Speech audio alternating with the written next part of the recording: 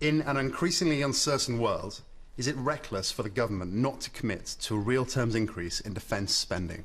A thing that was debated today, and the government isn't committed to keeping defence spending at 2% of GDP. Lucy Powell, what's your view?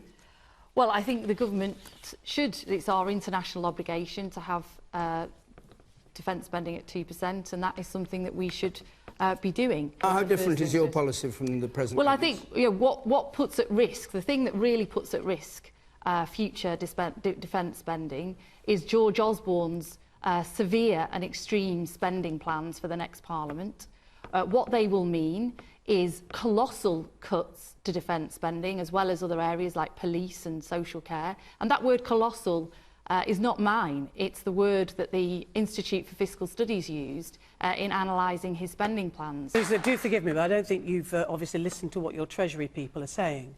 And your own party's policy is not at the moment to commit to 2%. I can assure you, Chris Leslie was on the radio on Monday and he made it very clear they could not give a commitment. We're not giving a commitment that after 2016 that it'll be 2% of GDP.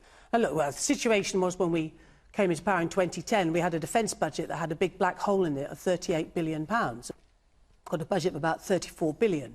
And what we have done is we've made available £160 billion of money for equipment. We've got good equipment and it will get even better. The Scout Vehicle Programme, £34 billion, that we want to do 2%. And of course, we are the second biggest spender in NATO, the biggest in the European Union. What's happened to that 2%, which NATO... I mean, you know the Americans have been complaining about British defence spending. Well, the Americans, of course, themselves have cut back their budget. You can only spend the money that you've got, because if you vote Labour, you will go back to chaos and bankruptcy. Ian Hislop. I mean, just, I don't want to overdo this, but the 2% isn't important. What you do with defence is you have a strategy, you know what you want to achieve with defence, and then you try not to waste money. And I'm afraid, I mean, one of the reasons our defences are in such problems at the moment is the catastrophic waste of money in equipment buying by the last two governments. It's enormous. You can't believe the billions they've wasted. Billions and billions on procurement. Totally inept. We have to do two things, not just say, here's 2%, here's more money down the drain. We have to decide what the armed forces are for, and after the last couple of conflicts, we do have to decide that. What are they for? And B, what do we need? And it's no good Mr Cameron saying they'll have whatever equipment they want if you're cutting the number of soldiers down to, what, 50,000? Our army is 95,000. And you are cutting that? No, we're taking it down to 82,000. We're building up the reservists. The reserve? No, it's... Bennett. Well, I think I'd agree with you that Parliament has finally recognised the will of the people, as we saw with the march against the Iraq war. But I think we have to come back to the question that Paul asked about how can we be more secure. And we've got to think about what in the world will make us more secure. And supporting democracy, fighting poverty, fighting disease, ensuring that we get a deal at the Paris climate talks, those are absolutely key security issues.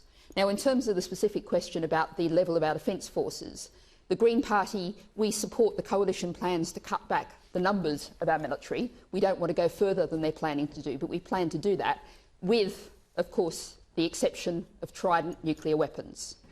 We have these hideous weapons of mass destruction, and we can make the world a safer place by getting rid of them. What our policy will be for the next election will be the plans for the next 5 years, the manifesto, which will be released in a couple of weeks' time. Charles Kennedy. Did I miss something here? Did the Defence Minister say that it was a terrible mistake that the House of Commons did not vote to invade Syria? No, I didn't say that. It was a terrible mistake that we didn't keep our options open. A mistake? Yes, not to keep our options open. What about the issue raised in the question of committing to a real terms increase in defence spending? I'm sorry? The real terms increase in defence spending. Are you in favour of... I'm in favour of 2%, yes. You are in favour of 2%? Yes.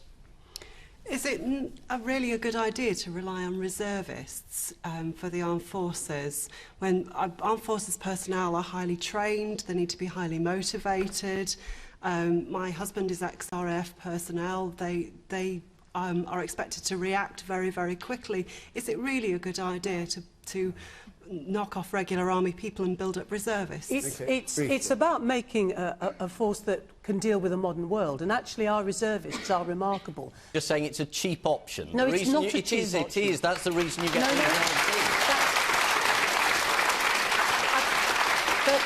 There are many people who serve with great distinction as reservists, and they don't see themselves, by any means as a cheap option. And why should they? See themselves back. Natalie, you say that we should remove Trident to make the world a safer place. I believe the world is a safer place because we've got Trident. Ask you the question, under what circumstances could you imagine a sane British Prime Minister pressing the nuclear button? I hope the answer to that would be none. And there is also ongoing, right now, there's a strong global push for a ban on nuclear weapons.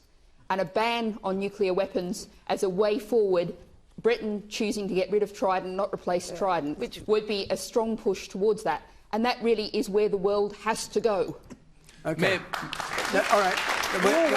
We are the signatory to the Nuclear Non-Proliferation Treaty, not living up to our obligations to move towards disarmament. We're going to move on. All right, thank you.